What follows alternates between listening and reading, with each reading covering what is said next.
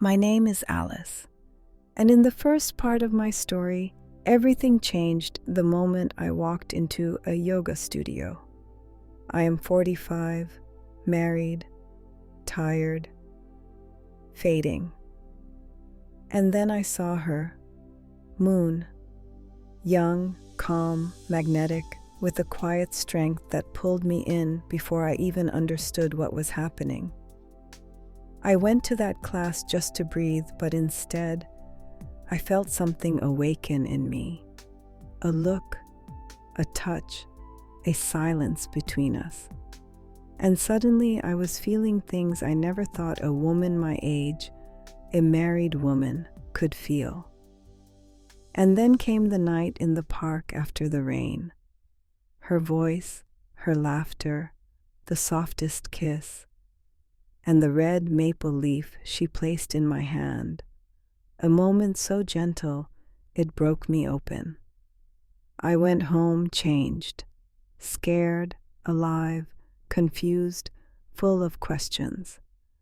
Because when something real touches your heart, you can't go back to who you were. And now, this is the second part of my story.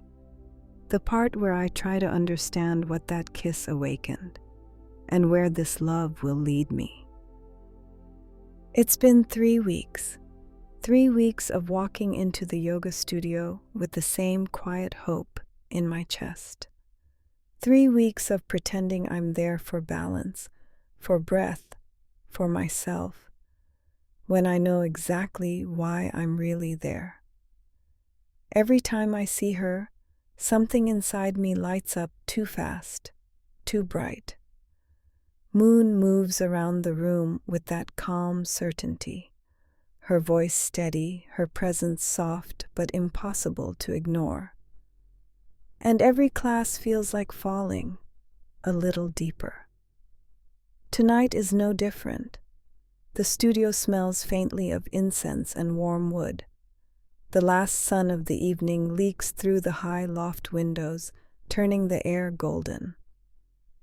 I try to breathe, to stay focused, to keep my body still. But my heart is restless. Class ends. People roll up their mats, chat quietly, leave one by one. I'm about to follow them when I hear her voice behind me. Alice, stay for a moment. My breath catches. The door closes after the last student. The studio becomes quiet, private, almost unreal. I turn and she's already walking toward me, slowly, deliberately, as if she's crossing a line she's thought about for a long time. She stops close enough that I feel the warmth of her skin, the softness of her breath. 3 weeks, she says quietly.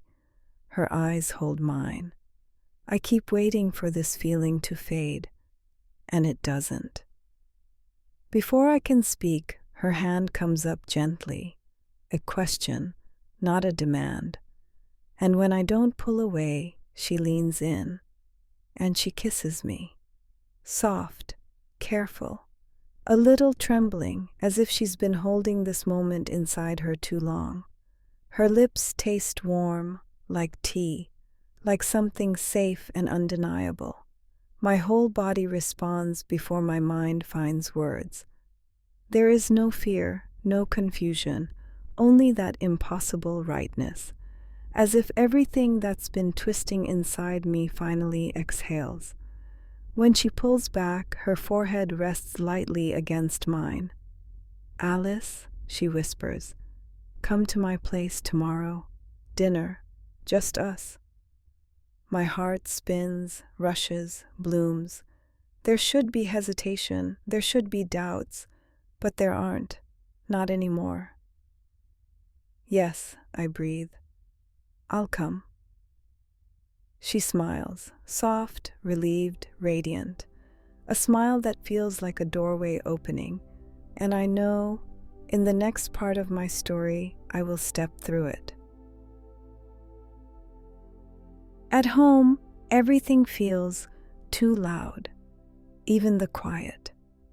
I move through the rooms like a woman made of air, light, floating somewhere above herself. Every thought circles back to Moon, her voice, her hands, her apartment, the place I've never seen but can already imagine. Soft lights, warm shadows, books, maybe, incense, textures that feel like her energy, calm, intentional, beautiful. I imagine sitting across from her, hearing her laugh in her own space, seeing what she surrounds herself with, what she chooses, what she loves. I want to step into her world, not as a student, but as someone she invited, someone she wants close. And while my thoughts drift toward her, the tension at home thickens like steam in a closed room. My husband watches me with those narrowed eyes, the ones he uses when he can sense something's off but can't name it. "Alice, you're acting strange," he says over dinner. His tone hits me like cold metal. Strange. If he only knew. He chews loudly, comments on the food, drops his fork, talks with irritation in every sentence. Usually I endure it. Tonight every sound grates against me, sharp, unbearable. I don't want to listen. I don't want to explain. I don't want to be here in this version of my life. I want to be in the soft, imaginary space in my mind, the place where Moon is standing barefoot in her apartment and I am walking through her door. By the time the evening ends, my nerves feel stretched thin. "I'm sleeping in the living room," I say quietly. "I just need space tonight." He stares at me, confused, maybe suspicious, but I don't wait for an answer. I take a blanket, a pillow, close the door behind me, and finally, the house stops feeling like it's pressing on my ribs. The living room is dark and still, and I sink into the couch, heart racing softly. Here, alone, I can let the truth rise inside me without choking it back. I close my eyes, and the first thing that comes is her face, Moon's. The way she looked at me when she said, "Dinner, just us." My chest warms, my breath stirs, and for the first time in years, I feel alive enough to dream without apologizing for it. Tomorrow I will walk into her world, but tonight I fall asleep holding the feeling of her kiss like a secret glowing inside my hands. I wake before the alarm, not from worry, but from the feeling that the day is holding its breath with me. There is a softness in the air, a quiet shimmer I can't explain, as if everything, the walls, the sunlight, the stillness, knows I'm meeting her tonight. Moon. The thought of her name alone sends a warm flutter through my chest. I move slowly, almost delicately, as if I don't want to disturb the magic. Breakfast sits untouched in front of me. Toast, fruit, I taste nothing. But the coffee, today it feels different, sweeter somehow, or maybe that's just the way love tastes in the morning. The house is silent. The kids are at school, my husband is at work. For the first time in a long time, I am completely alone. And instead of loneliness, I feel freedom. I put on soft music, something airy, gentle, almost weightless. Notes drift around me like feathers as I open my closet. What do you wear on the night you step into someone's world for the very first time? I touch fabrics, colors, shapes, but nothing feels right until my fingers brush against it. The silk dress, the one with the subtle Asian patterns woven into the fabric. and a small phoenix stitched near the hem, delicate, rising, half hidden, like a whispered secret. I hold it up, its light, flowing, soft between my fingers. It feels like breath. It feels like the version of myself I've been afraid to become. This is the one. I press the fabric to my chest and close my eyes. And for a moment, I imagine her seeing me in it. Moon, with her calm gaze, her quiet strength, her steady breath. The day feels enchanted, full of promise, full of the unknown. And I know, whatever happens tonight, something in my life has already shifted. Evening settles over Los Angeles like a soft veil, warm, dusky, full of distant lights and slow-moving clouds. I sit in the back of the taxi, watching the reflections glide along the window. My heart beats too fast, but it's a beautiful kind of trembling. Moon sent me her address hours ago. Come at 7. Simple, confident, like everything she does. It's 7:07 now. I'm intentionally late, not out of disrespect, but because I need these extra 7 minutes to gather myself, to breathe, to accept that I'm truly doing this. My fingers tremble slightly as I climb the stairs of her building. The hallway smells faintly of rain and jasmine. I reach her door. I raise my hand to knock, but the door is already slightly open, as though she knew the exact moment I would arrive. For a second, I just stand there, breath caught, heart suspended. Then, gently, I push. The door opens with a soft whisper, and I'm greeted not by words, but by music. Low, melodic, humming like a mantra. A sound that seems to glide straight into my chest. Her apartment is dimly lit, warm. Golden shadows dance on the walls. Candles flicker on low wooden shelves. A small statue of Buddha sits beside a tray of incense, smoke curling upward like delicate silk. Japanese elements flow through the space, minimalist lines, dark wood, soft textures, ink paintings with elegant kanji characters, a single bonsai near the window. Everything is calm, intentional, intimate. A world built from quiet beauty. And then she appears. Moon steps toward me, wearing a black silk home kimono that glides around her like water. A subtle dragon embroidered along the side moves with every breath she takes. Her short, dark hair frames her face softly. Her gaze is steady, but her smile is warm, almost shy. Alice, she says, breath barely above a whisper, as if my name itself is something sacred. We stand there for a moment, the doorway between us, our breaths drawing in sync without trying. I feel it, that invisible pull, that quiet gravity. She moves closer, not touching, but the air between us shifts, grows warmer, more intimate.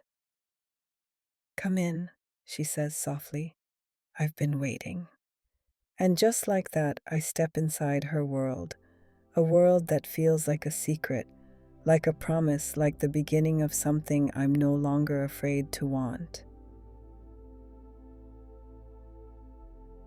Moon's footsteps fade into the kitchen, leaving me standing alone in her living room, in her world. And for the first time tonight, I understand something. This room is not decorated. It is lived. It breathes. It feels like stepping into her quiet, hidden heart. The lights are soft, warm, placed so intentionally that every object seems to glow from within. The air is scented with sandalwood and a hint of citrus, subtle, clean, like the memory of a sunrise. The space is unmistakably Japanese in style, but not textbook or overworked. It's simple, minimal, precise, yet every detail carries emotion, depth, history.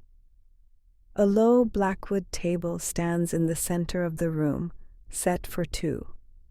Two small lacquered trays, two pairs of polished chopsticks, tiny bowls for dipping sauce. A ceramic carafe of warm sake waits on a round stone coaster. And the food, delicate rolls of tamagoyaki, sesame vegetables, miso eggplant, everything arranged like a secret poem only she knows how to write. I feel a pull, the quiet elegance of ritual, the beauty of intention. My eyes travel further. Along one wall is a narrow shelf holding only 3 objects. A small ceramic bowl, cracked beautifully along its side with golden kintsugi veins. A wooden box with a single kanji burned into the lid, yume, dream. And a single incense holder shaped like a crescent moon, still giving off a faint thread of smoke. Everything here is calm, deliberate, and yet full of mystery. Then I see it. On the opposite wall hangs a square canvas, deep red, almost glowing in the dim light. Painted on it is a red moon, bold, silent, perfectly round, with a texture that looks almost alive, as if it's pulsing with slow, ancient breath. I stop breathing for a moment. The same red, the same shape, the same quiet fire she carries on her wrist. The symbol she wears on her skin now hangs on her wall, and somehow, impossibly, somewhere inside me. The red moon. I feel it settling in my chest, warm, steady, inevitable.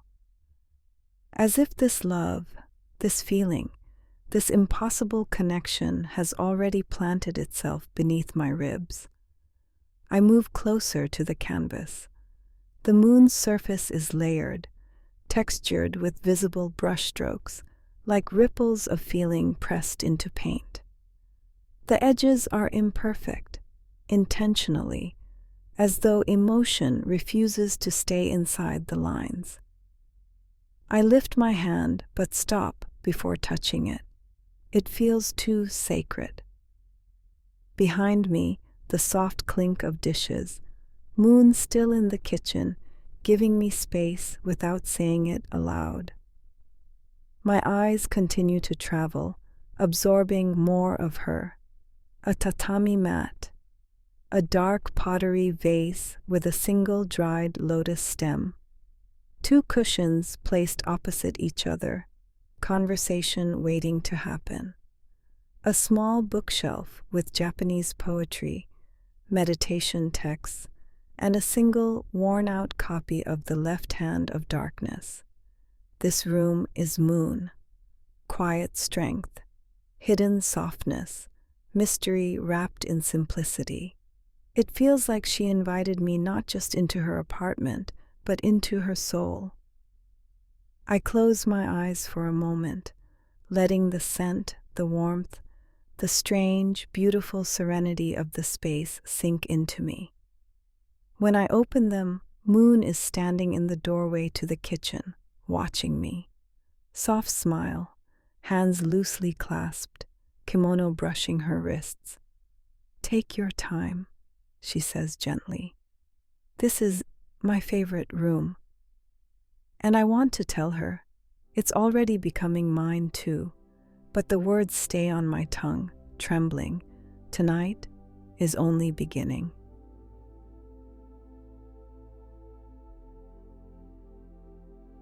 Moon calls me softly from the kitchen. Alice, dinner's ready. Her voice floats through the apartment like warm silk, and when I turn, she is already walking toward me, carrying a wooden tray with two small dishes shaped like lotus petals. Sit, she says gently, nodding toward the low table. I lower myself onto the cushion. Moon kneels across from me, moving with the grace of someone who has spent a lifetime learning how to breathe with intention. Her kimono shifts softly around her, the embroidered dragon catching the candlelight in waves. On the table before us, a small feast, delicate and fragrant. This, Moon says, touching the edge of a ceramic plate, is ochazuke, rice with green tea. My grandmother made it for me whenever I was sad or overwhelmed. It tastes like home. Her voice lowers, warm, and tonight I wanted to make something comforting for both of us. The words touch something inside me, something soft, something unguarded. I've never had this, I whisper. You will like it, she says with a tiny smile, one corner of her mouth lifting, almost shy, almost knowing. She pours warm tea over the rice, and the aroma rises like a gentle memory. I take my first bite. It's simple, subtle, but full of warmth, like something made with emotion rather than ingredients. Moon watches my reaction closely, her eyes soft, attentive. I love it, I breathe. She exhales, a quiet, relieved laugh. Good. I was nervous. You? Nervous? The idea seems impossible. Moon lightly touches the back of her neck, looking away for a moment. Cooking for someone. It matters to me. It's a kind of offering. The room feels warmer suddenly, as if her honesty lights the candles a bit brighter. We try the next dish, miso eggplant. Moon tells me how she learned to cook it from YouTube after ruining it 5 times in a row. I laugh, a real laugh, and she joins me, shaking her head. Yes, yes, mock me, she teases softly. I have suffered for this eggplant. Her humor is gentle, unexpected, and something in me loosens, a knot I didn't know was there. At one point, she leans across the table to pass me a bowl, and her arm brushes mine. Just a light touch, barely anything, but my breath stops. She notices, of course she notices. Her eyes lift to mine, and for a moment everything is still. Not tense, not overwhelming, just right. She moves to sit beside me instead of across, so naturally as if we've done this 1,000 times. Is this okay? She asks quietly. My voice is barely there. Yes. We eat like this, shoulder to shoulder, sometimes talking, sometimes laughing, sometimes falling into soft silences that feel full, not empty. Moon tells me about the ingredients, the meaning of the kanji on her spice jar, why certain flavors calm the nervous system. She's passionate, thoughtful, and her joy in sharing this with me is almost as beautiful as the meal itself. At one point, she wraps an arm gently around my back to reach for a bottle of soy sauce behind me. Her hand rests there just a second longer than necessary. Not possessive, not demanding, just present, warm, grounding, and something inside me, a piece of my soul that's been drifting for years, finally finds a harbor. A quiet, steady knowing settles in my chest. I am exactly where I'm meant to be. Moon glances at me, and her eyes soften, deepen, as though she feels the same pull, the same alignment. This is nice, she murmurs. It is, I whisper. We smile at the same time, two small smiles, meeting in the middle like a shared exhale. There's no urgency, no rush, just two women in a room filled with warmth and candlelight, eating food made with care, hands brushing lightly every now and then, hearts leaning closer with every breath. Tonight, intimacy isn't in touch, it's in presence, in feeling, in the way our spirits seem to sit at the same table, finally meeting, finally recognized. Later, she will tell me about her childhood, about the pieces of her past that shaped the woman she is, but for now, it is enough to simply be here, with her. We clear the dishes slowly, as if neither of us wants the moment to end. Moon sets the last plate on the counter, wipes her hands on a linen cloth, and then gestures toward the cushions near the red moon painting. "Sit with me," she says. Her voice is soft, but there is something else in it, a depth that wasn't there before, a quiet weight. We settle onto the cushions. The room is dim now, lit only by candles and the soft glow of the red moon on the wall. Moon pulls one knee up, wraps an arm around it, a small gesture that suddenly makes her look younger, almost fragile. "I want to tell you something," she begins, eyes lowered. I wait, not pushing, not asking, just breathing with her. "My father is Japanese," she says softly. "From Kyoto, a quiet man, traditional, disciplined. He believed in structure, in stillness, in order." She pauses. "My mother is from Sichuan, wild, warm, loud." She laughed like she wanted the whole world to hear her. A faint smile touches her lips. They were opposites, a storm and a stone, a match no one understood, and yet they understood each other. She lifts her gaze toward the incense smoke swirling near the ceiling. "I grew up between two worlds, two languages, two expectations. My father wanted me to be calm, my mother wanted me to be free." The smile fades. I was neither, or maybe I was both, and they didn't know how to hold that. She takes a slow breath. Her fingers trace the embroidered dragon on her sleeve, as if grounding herself in the familiar. "When I was 12, she continues, voice thinner now. "They separated, silently, no yelling, just distance that grew like winter." The candles flicker. My father moved back to Japan. My mother and I stayed in California. I saw him once a year, then once every 2 years. Then her voice breaks for the first time. Barely. A hairline crack in porcelain. He remarried. And my mother, she worked too much, smiled too little, and carried everything alone. Moon closes her eyes. A quiet, intimate pain settles between us. I always felt like I belonged everywhere and nowhere. A single tear escapes, sliding slowly down her cheek, delicate, shimmering in candlelight like a drop of morning dew. Something in me breaks open.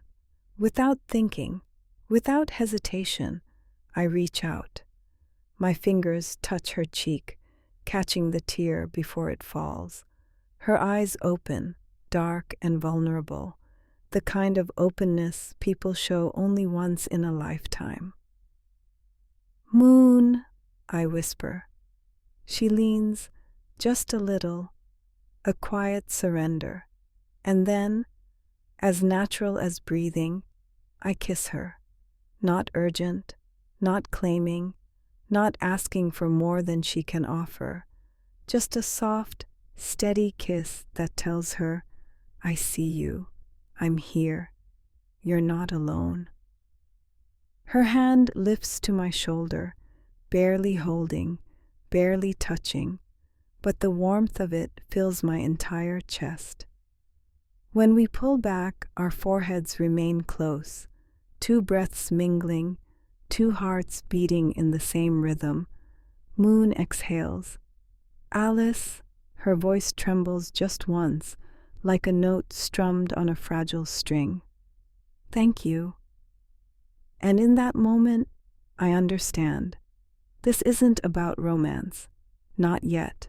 This is about trust, about being let into a place no one else has ever entered. The quiet, hidden room inside her where her childhood lives, where her pain sleeps, where her strength was born. I take her hand gently in mine. "I'm here," I whisper, and she closes her eyes, resting her forehead against mine, breathing in the first moment in her life where she doesn't have to be strong alone. The night unfolds slowly, like silk slipping through careful fingers. We sit on the floor, cushions soft beneath us, candles flickering in quiet rhythm. Shadows sway on the walls, gentle dancing shapes that echo every breath, every pause. Midnight is close, but neither of us feels time. It's as if the world outside the apartment has stopped. Moon's voice flows softly, and I find myself leaning closer, as if drawn not by intention, but by gravity. At some moment, I don't know how long we've been talking, I reach out, my fingers brush her wrist, light, barely a touch, and there it is, the red moon, small, precise, as vivid as a heartbeat. Moon inhales, but does not pull away. Instead, she turns her hand slightly, offering me her wrist, a quiet permission. I trace the curve of the red crescent with one fingertip, as if reading a story written in ink and skin. "What does it mean?" I whisper. Moon watches my hand for a moment before lifting her gaze to mine. There is softness there, and something like ancient memory. "In Japan," she begins quietly, "the red moon is rare, a sign of deep change, of transition, of hidden strength finally revealing itself." Her eyes warm as the candlelight dances over them. "My father used to tell me that a red moon appears when someone's spirit is ready for truth. Not an easy truth, but the kind that transforms." She touches the tattoo with her free hand, gently. "In China," she continues, "my mother said the red moon was the symbol of a woman's fire, her desire, her intuition, her power to love in ways that defy logic." She laughs softly, a sound filled with both light and ache. I grew up between those meanings, Japanese discipline, Chinese passion, and me, somewhere in the middle. Her eyes drift to the candle flame, flickering in the still air. "I got this tattoo the year I turned 20. I was alone, confused, pulled in two directions, belonging to both and neither." She takes a breath, slow, steady. "The artist told me the red moon is a symbol you don't choose. It chooses you." I brush her wrist again, gently, Her skin is warm beneath my fingertips. "And what does it mean for you?" I ask. Moon's lips curve into a quiet, knowing smile. "For me, it's the moment when something hidden finally comes into the light." She looks directly at me now, open, calm, unguarded. "The red moon is change," she whispers. "Transformation. A truth that has waited a long time." The room feels smaller suddenly, as if drawn inward around us. Shadows deepen, candles flicker, our breaths mingle. I keep her wrist in my hand, softly, carefully, as if holding something sacred. Moon leans just slightly closer, her shoulder brushing mine. And in that closeness, in that warm, tender silence, I feel it. Her story, her heritage, her pain, her strength, her quiet fire. And something in me answers, like the red moon inside her has awakened a red moon inside me. We sit there until the candles burn low, holding each other not with our arms, but with our presence, with understanding, with breath, with the invisible bond forming between us like a tide moving toward shore. The candles are almost gone, small golden islands drifting in a sea of shadow. The room feels suspended, breathless, as if it has been waiting for this moment longer than either of us. Moon is still beside me, our knees touching now, our hands resting close enough for warmth to pass between them.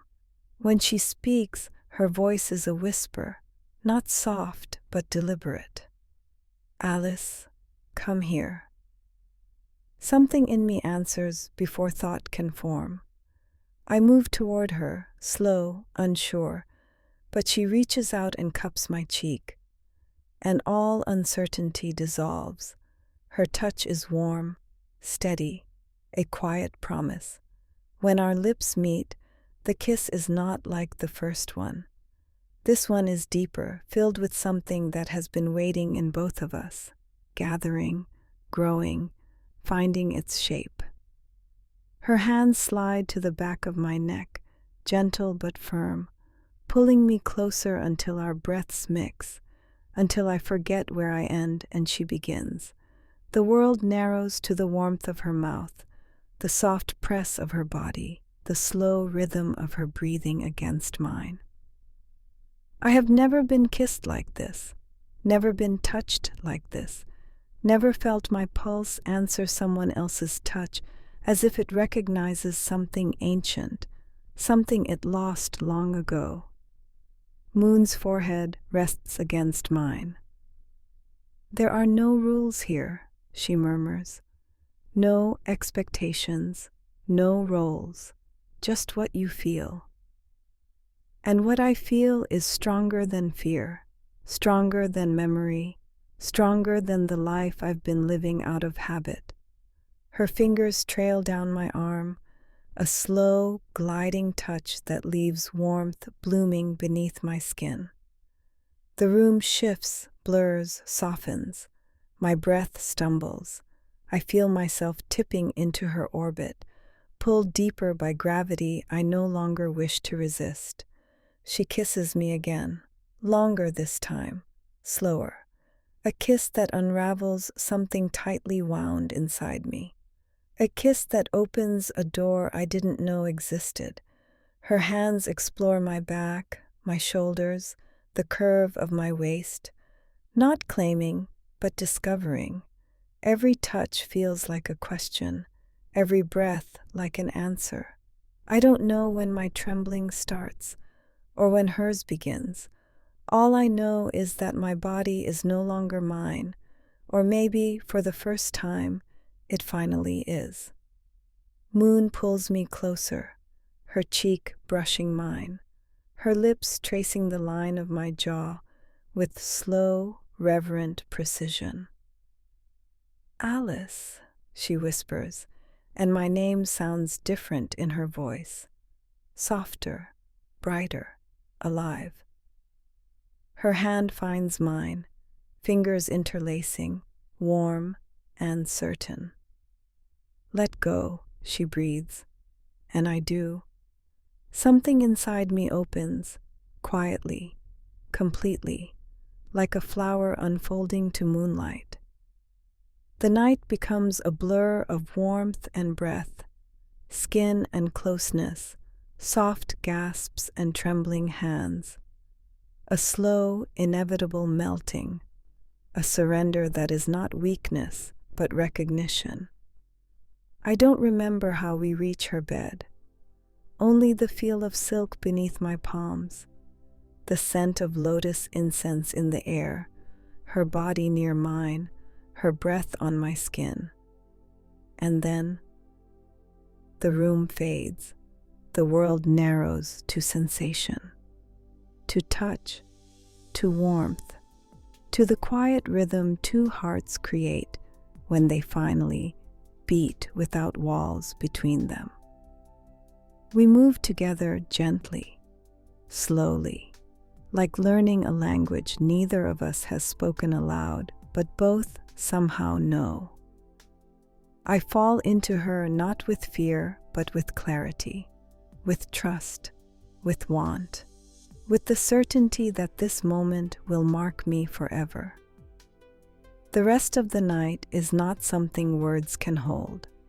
Only feeling, only breath, only moonlight, and when everything becomes still, I realize I have never been touched like this, never been seen like this, never been myself like this. I wake suddenly, not from noise, but from the sharp electric stillness of the hour. 4:03 a.m. The room is dark except for the faint glow of dying candles, their wax pools in soft shapes, shadows fluttering like tiny wings on the walls. The music is still playing, barely audible. Soft chimes, slow tones, something that feels like a heartbeat underwater. Moon sleeps beside me, her breath warm against the pillow, her arm loosely around my waist. For a moment, I lie still, suspended, weightless, wrapped in the remnants of a night that feels unreal, like a dream that has not yet decided to end. My body is relaxed, my mind empty, my heart open in a way that scares me. It feels like meditation, like floating, like truth. And then, a vibration, a faint, persistent buzz beneath the silk sheets. My phone. I reach for it blindly, still half asleep, still tasting her lips on mine. The screen lights up. Missed calls. So many. My husband, my daughter, my son. Again, my husband. A text. "Where are you?" My breath turns to ice. The floating ends. The spell breaks. Reality slams back into my chest like cold water. "Oh, God!" My whisper trembles in the dark. I sit up too fast, the silk covers sliding from my body, and the room that felt like a sanctuary now feels like the scene of a secret. Moon stirs at the sudden movement. "Alice?" Her voice rough from sleep, soft, warm, unaware. But panic has already taken me. "I have to go," I breathe, fumbling for my dress, my shoes, anything. Moon sits up slowly, hair tousled, kimono falling from one shoulder, eyes still hazy. "What happened? Talk to me." But I can't talk. I can barely think. I have to leave. Now. I hear the shake in my own voice. Fear, guilt, confusion. the weight of two lives pressing against each other like tectonic plates. Moon reaches for my hand, instinctively, gently, but I pull back without meaning to. Her expression breaks, subtle and sharp, like a hairline crack in porcelain. "Alice, wait!" But I'm already at the door, grabbing my phone, my purse, my scattering thoughts. The air feels too thin, my pulse too loud. The hallway stretches before me like a tunnel I'm running through. Behind me, her eyes, those dark, steady eyes, now filled with something like confusion, like hurt, like the quiet shock of someone watching a bird escape right as they reached to shelter it. I force myself to look back. Just once, Moon is sitting on the edge of the bed, silhouetted by candlelight, her kimono loose around her, her hair falling over her cheek, her breathing unsteady.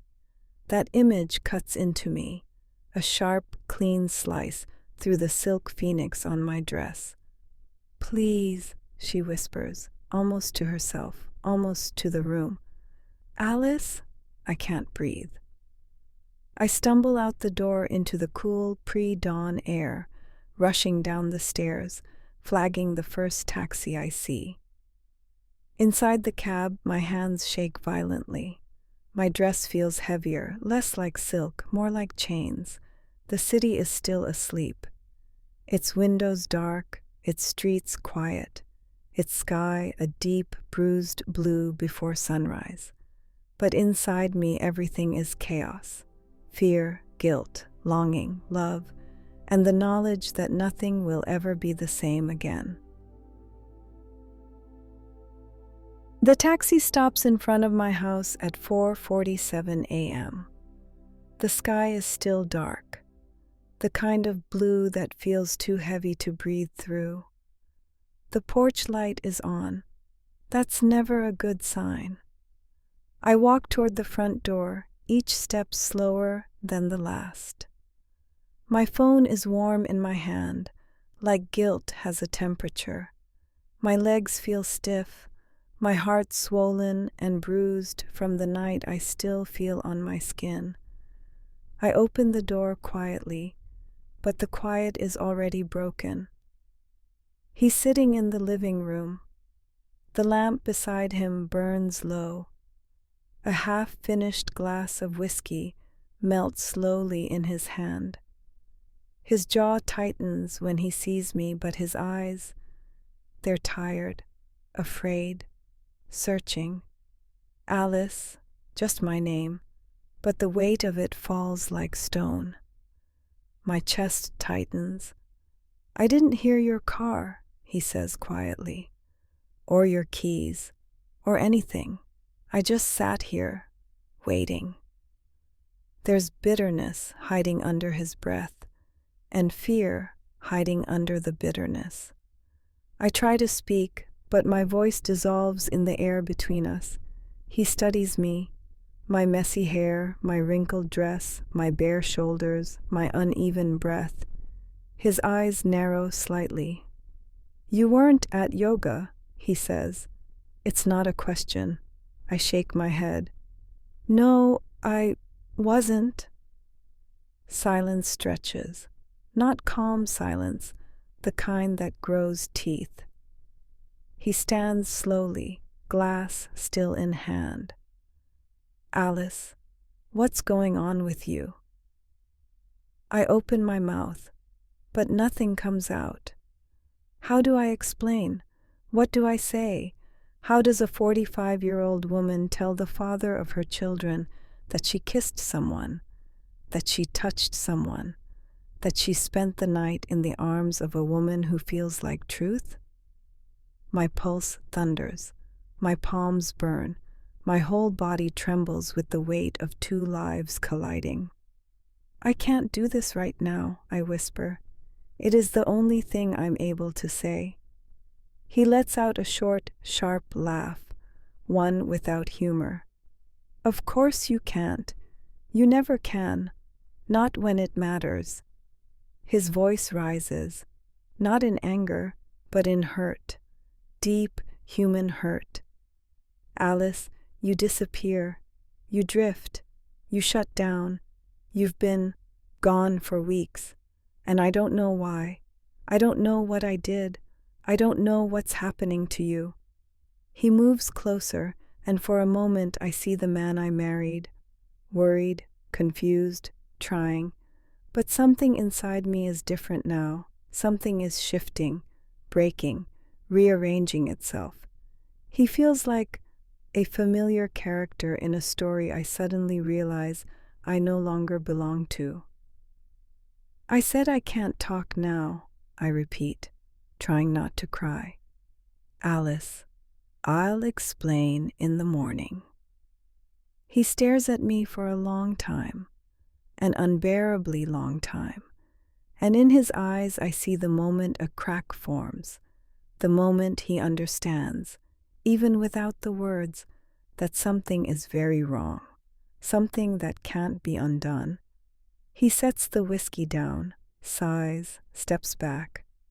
Fine, he says quietly, coldly. Sleep wherever you want, then. The words hit like frost. He walks past me, slow, heavy steps, and goes upstairs. The house becomes hollow. The walls echo. The silence grows teeth again. I stand alone in the living room, my dress still carrying the scent of Moon's hands, my lips still remembering her breath, my skin still burning with her touch. The contrast is unbearable. I move to the guest room, not because I'm asked, but because it's the only place I can breathe. The couch creaks softly under me as I lie down. The blanket feels foreign, the ceiling too close, the night too loud. I stare into the dark and feel everything at once: love, fear, desire, guilt, wonder, loss, hope, chaos. I am a married woman thinking about another woman, aching for her touch, wanting her voice, yearning for her safety, her softness, her truth. And the worst part, or maybe the most beautiful, is that nothing in me regrets the night. Not even a breath, not even a heartbeat. What I regret is the world I have to return to. What I fear is the morning I promised. And what terrifies me most is how deeply I already belong to the woman who held me as if I were finally found. This isn't the end of the story. Not for me, not for Moon, not for the life I thought I understood. There is still a choice waiting, a heart trembling between two worlds, a love that refuses to fade, and a future that hasn't yet spoken its truth. The next chapter is coming, and nothing will ever be the same again. If this story touched you, if you recognized yourself in these feelings, subscribe to the channel so you don't miss what comes next. And if you feel ready, share your story in the comments. You are not alone. I'll see you in part 3.